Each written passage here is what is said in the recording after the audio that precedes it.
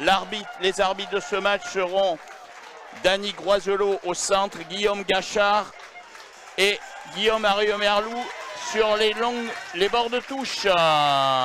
Voilà les couleurs, donc noir et vert pour cette équipe Oloron et en blanc et vert pour l'équipe de Peyrehorade. Il va y avoir 1 minute d'applaudissements pour Monsieur Lamarque. En toute discrétion, notre ami Jean-Claude Lamarque nous a quittés ces derniers jours.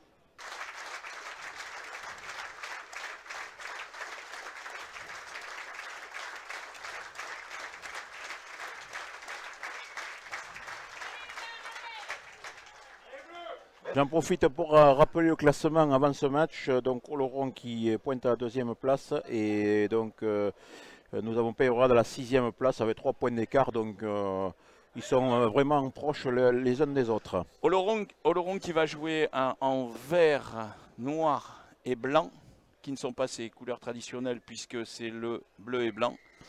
Et les Peyrehoradais dans leur couleur vert et blanc. Ça, c'est allez, récupération par Paul Baumard. Paul Baumard qui avance, qui crée un point d'impact, point d'ancrage. Ça va enchaîner encore avec le numéro 5 qui n'est autre que Ricard.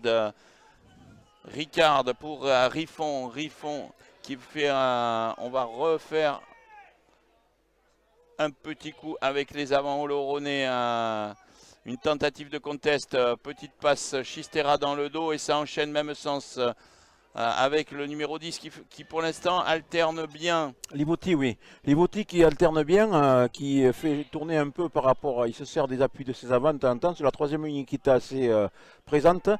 Voilà encore le numéro 6, donc Théo Marco qui va à la percussion. Et de nouveau ça retombe et après un coup de pied, une passe au pied qui est un peu longue peut-être. Et une mauvaise récupération, mais il y avait un hors-jeu, je pense, au niveau, il y avait une faute. Oui. Blanche, donc une faute Peyrehorade et c'est une pénalité qui est récupérée par cette équipe d'Oloron qui avait, ma foi, on a assisté au moins 10 temps de jeu, sont proches l'une de l'autre, hein, avec un beau coup de pied qui est passé entre les poteaux et donc ça permet au bout de la 8e minute à cette équipe d'Oloron, ici à Peyrehorade, d'ouvrir le score et de mener 3-0. Investissement de chacun a changé son équipe par rapport à la semaine dernière. Allez, Riffon qui donne à son ailier Arroyo. Arroyo qui est pris par Peyrehorade. Ballon récupéré par Peyrehorade. Oula, il y a pénalité pour Peyrehorade en avant repris devant. Voilà, c'est ça. Le ballon est tombé devant. Et le joueur l'a repris. Il était hors jeu. Donc c'est une pénalité. Thibaut s'élance. Et la balle va passer entre les poteaux. Voilà.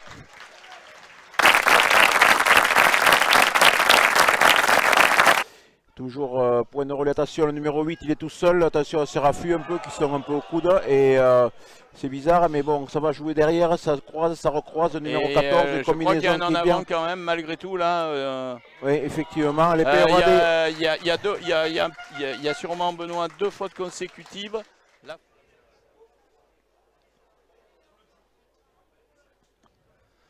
Allez, un joli coup de pied de Livoti.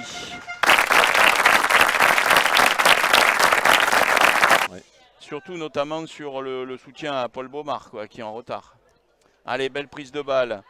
On va avancer. Le numéro 4 Alouache y était au début, donc il peut rester où il est. Peyrehorade qui pousse, qui avance avec ses avants, qui essaye de sûrement qui essaye de mettre cette équipe d'Oloron à la faute, mais la défense veille et le joueur doit lâcher le ballon quand il est au sol. Le ballon qui est récupéré de nouveau par cette équipe d'Oloron. Attention. Un ballon qui est récupéré. Baumard pour Pinaki. Pinaki qui est pris. Ça rejoue de l'autre côté avec toujours Lucas Sudre et ce sera une pénalité pour Peyrehorade. Oui, alors ça, oui, effectivement, il y a pénalité pour Peyrehorade puisqu'il estime que le joueur vert n'est pas sorti assez rapidement. On le voit ici sur le ralenti, il y a un plaquage. Le joueur n'est pas sorti assez rapidement. Je ne vois pas en quoi il a gêné le jeu. Et que Lacep Thomas se prépare à rentrer. Est-ce que le numéro 2 de Peyrehorade est blessé?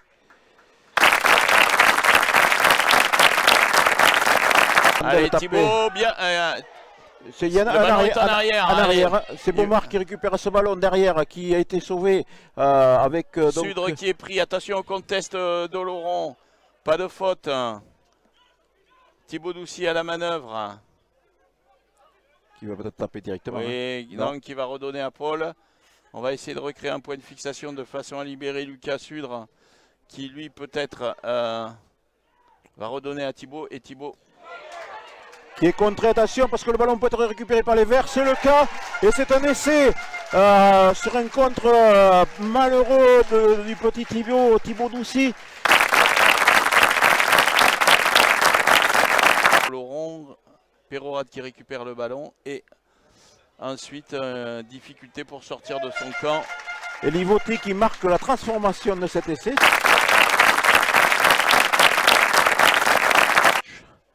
Oui, que vous voyez à l'image, bien sûr. Avec donc Perorade qui a récupéré un beau lancer là, avec donc un maul qui a été créé, mais le porteur de balle a été mis au sol, donc il n'y a pas faute. Ils essayent de se remettre debout et de repartir. Le ballon est toujours en possession des Verts. Il va devoir sortir avec. On va repasser par les avants. Oui, on repasse par les avants de nouveau. Avec de nouveau un point de fixation. Attention, le ballon qui est sorti rapidement. On est obligé de passer derrière. Thibaut ouais. avec. Pinaki qui est passé et qui est bien repris. Thibaut Descazo. Et c'est le Chavannes qui va marquer un magnifique essai. C'est Insagaray. Ah, c'est une balle qui est devant, qui va être jouée par les avants, mais apparemment il y a quelque chose qui est joué, un coup de pied rapide, et c'est un ballon qui est appuyé, mais il y a toujours un avantage avec une pénalité. Et elle passe entre les poteaux. On a vu Julien de Chavannes qui vient derrière. Alors, belle prise de balle à deux mains. Ça avance petit pas. Laurent en opposition, mais il y a un joueur vert qui a réussi à passer les bras. Toujours pareil, avec le 7 et le numéro 4 qui ont réussi à récupérer le joueur et empêcher cette équipe père de faire son jeu. Et c'est Thibaut Doucy qui doit venir en 9. Non, c'est le ballon qui est relevé par Beaumard. Gros plaquage numéro 1 sur Beaumard. Je crois qu'en haut, il n'y a pas eu un plaquage, Benoît. C'est une défense à l'épaule. Il faut encercler. C'est possible, mais il y a un arbitre touche. Jean-Pierre, il le dira. Ensuite, nous avons toujours Perorade à la commande. On va repasser par les avants. Paul Beaumard. Perorade qui essaye de faire du jeu, qui essaye de passer par-dessus avec un beau coup de pied de Thibaut Doucy. Un ballon qui est tapé. Pénalité. Voilà, Thibaut, je pense que pour lui, c'est une simple réalisation. Et on va passer à la mi-temps. C'est la mi-temps.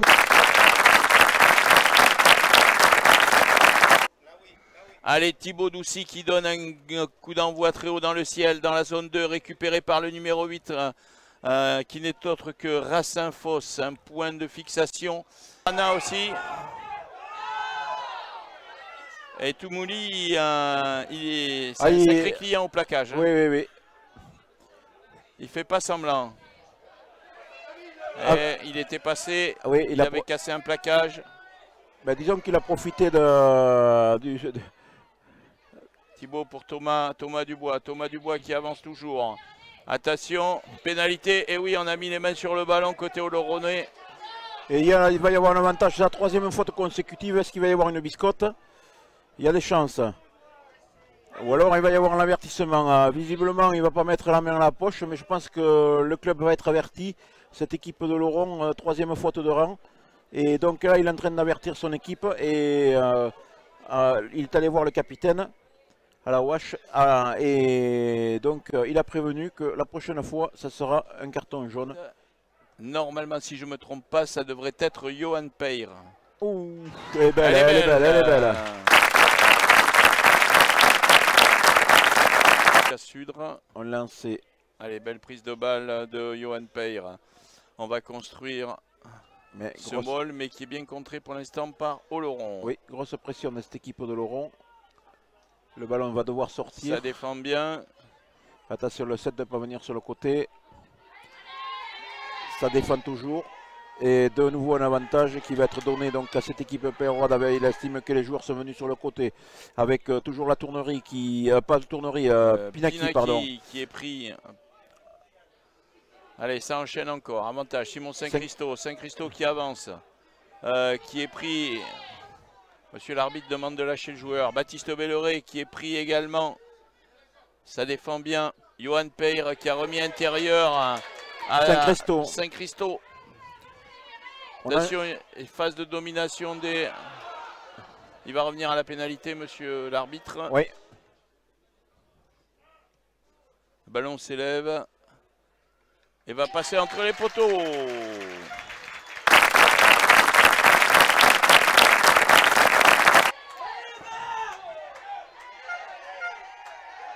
Avec toujours la poussée vers en haut. Le ballon qui est ressorti par Saint-Christophe. Saint-Christophe, pardon. Qui a récupéré, Simon qui a récupéré le ballon. On essaye de recréer un point d'ancrage. Oui, parce qu'ils essayent de gagner du temps. L'arbitre a dû leur dire combien il restait. Le temps, les 80 minutes sont passées, mais il doit rester quand même un peu de temps. Baptiste Belleret ou Simon Gatuin. Il faut sortir ce ballon, pas le laisser dans l'air de jeu. Attention, il est resté dans l'air de jeu. Avec le numéro 22 qui donne ce ballon. Toujours un ballon qui a... côté Oloronais, il manque du monde ici, Benoît. Ça ne circule pas offensivement.